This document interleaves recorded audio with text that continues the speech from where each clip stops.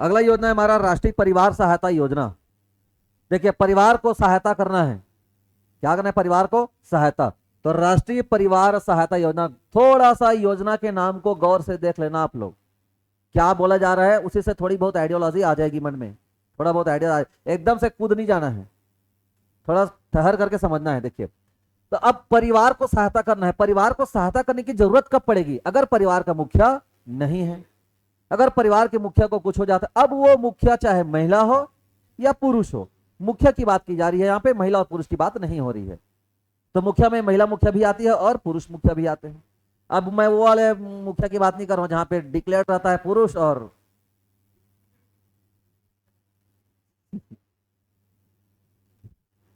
Indirectly महिला प्रधान, कहां जहा वाला चला थी इसी की। तो उस जगह पे परिलक्षित होता है कि पुरुष प्रधान है, लेकिन समझ में आ रहा है रवि, प्रधान कौन होती है, महिला। तो ऐसी बात है, तो वो यहाँ पे ये ऐसा बताया नहीं गया है। तो बीपीएल परिवार होना चाहिए, और अगर मुखिया की मृत्यु हो जाती है, ठीक है, मुखिया यहाँ पे मेल फीमेल दोनों आ जाएंगे जी, मेल या फीमेल दोनों हो सकते हैं। कुल मिलाकर के ये समझिए, मुखिया करने का मतलब घर का प्रमुख कमाऊ व्यक्ति। तो घर का अगर प्रमुख कमाऊ व्यक्ति की मृत्यु हो जाती है, उस कंडीशन में उसके वारिस को, उसके उत्तराधिकारी को आर्थिक सहायता दी जाएगी।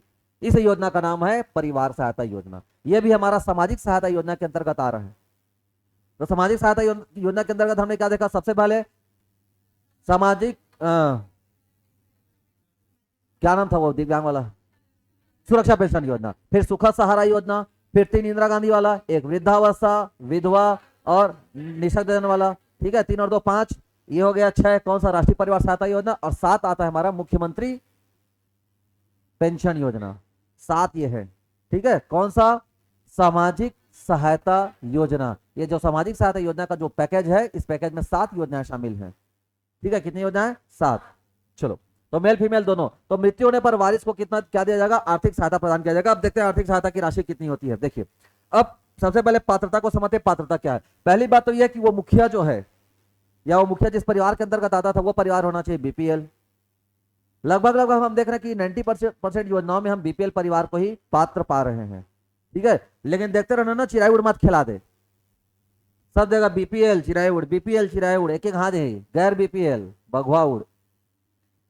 तो हाँ, फिर पेपर सेटर लगाएगा, मिर्ची चाँच देगा, तो चिराई उड़ के चक्कर में मत रहना, सब जगह चिराई उड़, तोता उड़, मैना उड़, हाथी उड़, उड़वा दे बीपीएल बीपीएल कहत कहत। हाँ, तो फिर से कहोगे आया, तो चिराई उड़ मत खेल लेना। तो बीपीएल परिवार के मुखिया की मृत्यु होने पर क्या, आर्थिक सहायता प्रदान करना। बीपीएल परिवार कैसा होना चाहिए, तो वहां पे जो कमाऊ व्यक्ति है उसकी आयु 18 से 60 वर्ष होना चाहिए। 60 वर्ष के ऊपर में अगर मृत्यु हो रही तो वहां पे पात्रता नहीं है। 18 वर्ष से कम है तो फिर परिवार ही नहीं बनेगा, बिहाव किसे हुई।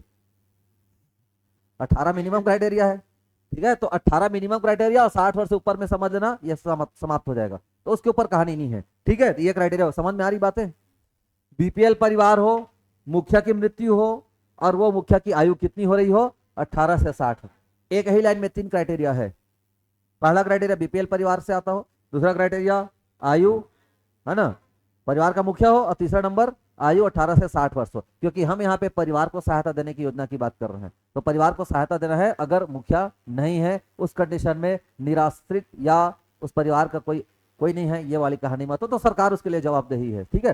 देखिए इसमें क्या मिलेगा, एक बार मिलेगा जी, एक मुश्त 20,000, एक मुश्त 20,000 मिलेगा। उसके बाद इसमें बार बार रेकरिंग पैसा मिलने की संभावना, मतलब रेकरिंग जो आपको इंदिरा गांधी वाले में जैसे मिल रहा था वैसा रेकरिंग पैसा नहीं मिलेगा। 500 मिल रहा था हर महीने, वैसा नहीं है, एक बार दे देगा 20,000। अब उस 20,000 को आप चाहे जो करना है वो करिए। आप चाहे तो 20,000 में सेकंड हैंड एक्टिवा ले सकते हैं, हाँ है ना, चाहे तो 20,000 में सेकंड हैंड एक्टिवा, नहीं तो चाहे तो 20,000 में नया है मोटो 6 स्टाइलस जी मोबाइल ले सकते हैं। या 10,000 के दूठा मोबाइल ले लो, 2 जन लेकर दोनों 10-10 के हो गए। तो आप उस पैसे को जैसे यूटिलाइज करना है करिए, आपको सहायता दी जाएगी। अब उस सहायता को मोबाइल में यूटिलाइज करें कि एक्टिवा में यूटिलाइज करें, और क्या है, दो के छोड़, तीसरा नहीं है कुछ।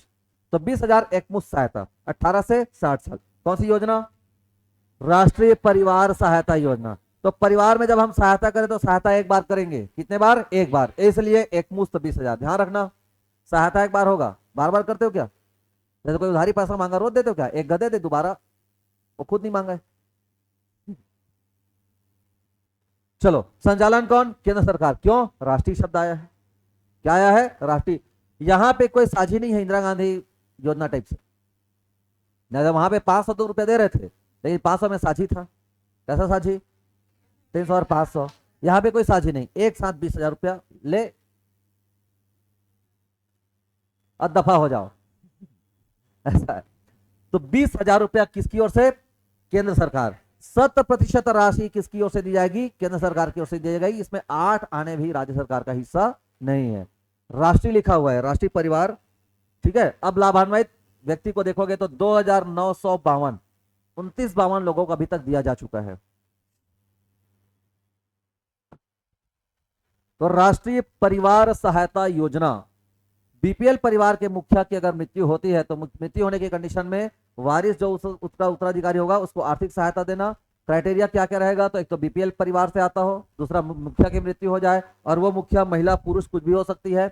आयु कितनी होनी चाहिए? तो आयु 18 से 60 वर्ष। 60 वर्ष से ऊपर में पात्रता नहीं है, 18 वर्ष से कम में तो ब्याह ही नहीं होगा, ऐसा है। ठीक है। कितना मिलेगा? एक बार रिचार्ज। कितना? 20,000 का एक मुश्त। अब चाहे उस पैसे को कुछ भी करना है वो आप इस्तेमाल कर सकते हैं। केंद्र सरकार देगी, कोई साझी वाली बात नहीं है। 100% राशि केंद्र सरकार के द्वारा दी जाएगी। कौन सा?